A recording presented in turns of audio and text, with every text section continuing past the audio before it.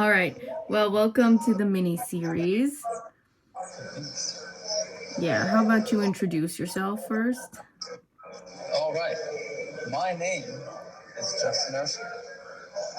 I was wrongly convicted of murder. I've been in prison for 17 years as of 2 days ago. Came here when I was 19. Woohoo. Yeah, so I'm 36 now, for those of you who are not real fast with your maths. Like And me. like you. And I have, I've been fighting to get out of prison for that whole time, unsuccessfully, as evidenced by the prison behind me. But, that's not really who I am, obviously. It's just the struggle I'm confronted with. And I suppose if people are interested and keep watching, then they'll, kind of start to catch the flavor of who I am over time. Okay. All right.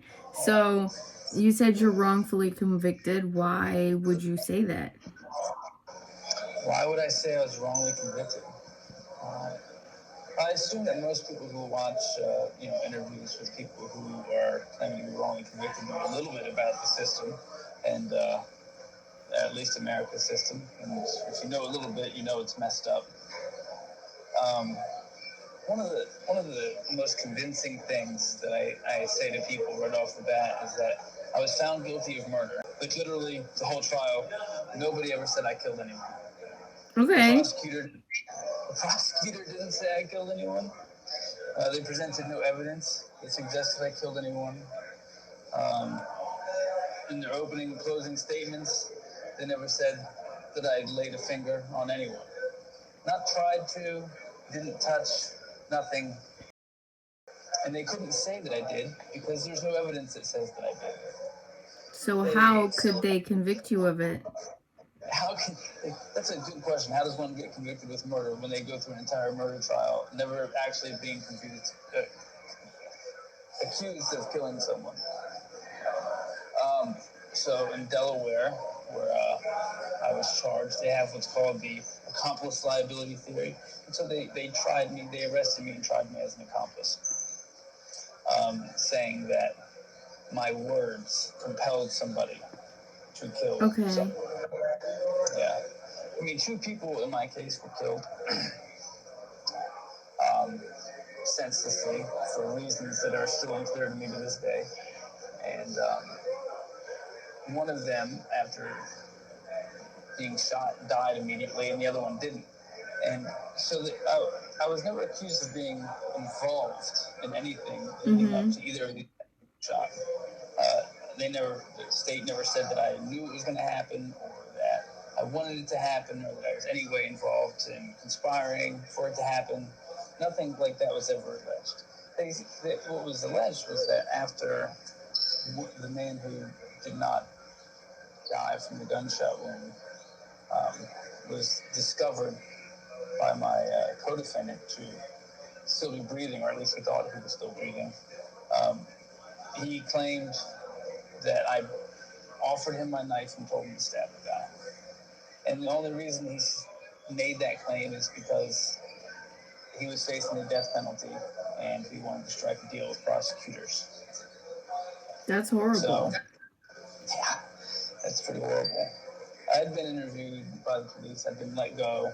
I didn't get arrested until 9.5 months after the incident happened because, as far as the detectives were concerned, I hadn't done anything wrong. But when this other guy, David Hamilton, my co-defendant, wanted to strike a deal with the prosecutors, he told prosecutors that I said this.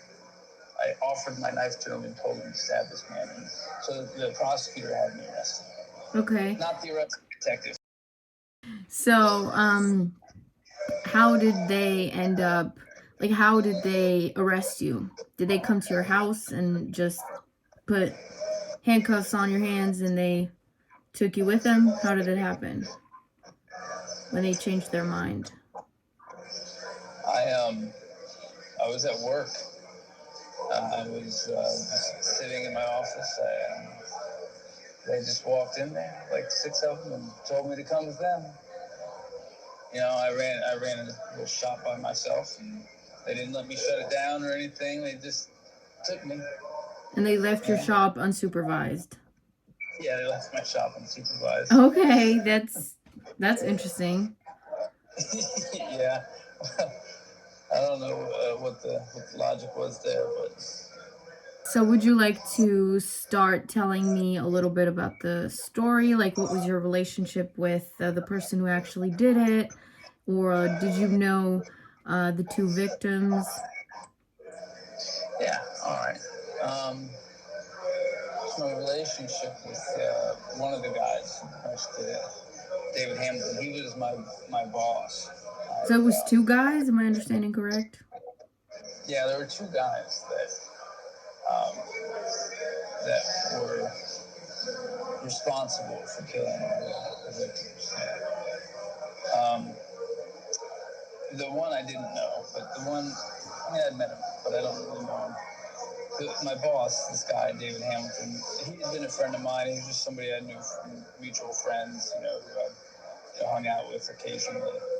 Um, we weren't super close or anything, but he offered me a job working for him doing landscaping. And, Mm-hmm. we started to spend a lot of time together then. So And, you were friends? yeah, we had become friends, yeah. We Okay. started off just kind of as acquaintances, but, working together over, it had only been a few weeks, I think. We had gotten, we'd gotten a little closer and become friends. The other guy, Jesus, he was somebody that David knew. And he was also a friend of mine's brother, but he hadn't been around for years, so I'd only had the occasion to meet him, I think, one or two other times, just very briefly. I didn't really know him very well. And he is the guy, he's the one who shot both of the victims. Hamilton, my boss, he's the one who stabbed the victim who he didn't believe had died from the gunshot wound.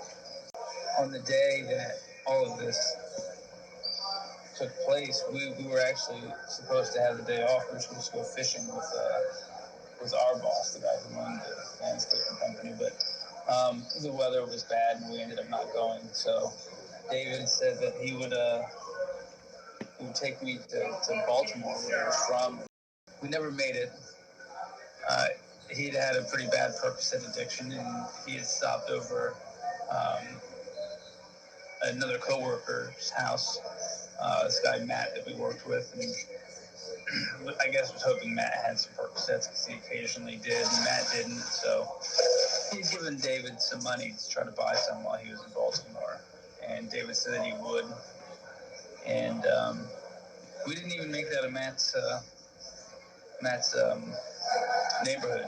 David saw this guy walking, on the street that he thought he recognized as someone who might be looking for drugs, and he stopped and talked to this guy for a while. And, from that point on, he spent hours, 6-7 hours maybe, trying to find Percocets with this guy and his friend. All And I right, had left.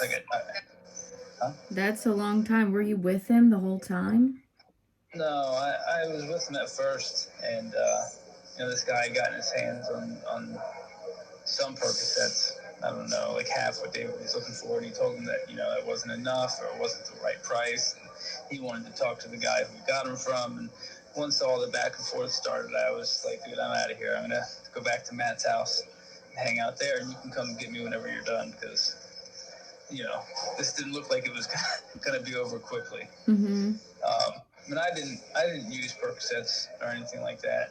The only thing I did, was occasionally drink. And so I went back to Matt's house and had a couple beers and watched TV. So by the time David showed back up, 9 o'clock at night, 10 o'clock at night, or something like that, he Mm-hmm. had both of these guys with him, and he asked me to take a ride with him to go pick up these pills. And I remember not wanting to go at all. I invited him to stay. What? Why? Why did you go? I don't know. I was a kid. I was 18, and How old was he at the time? I think he was 19 or 20, but he was just kind of persuasive. He was relentless. He kept insisting that I go, and he was my boss, so he kind of had a slight authority over me, and I don't know. It was easier to just go along with him than to resist too much. I knew he wasn't going to give up. Mm-hmm. So I went, and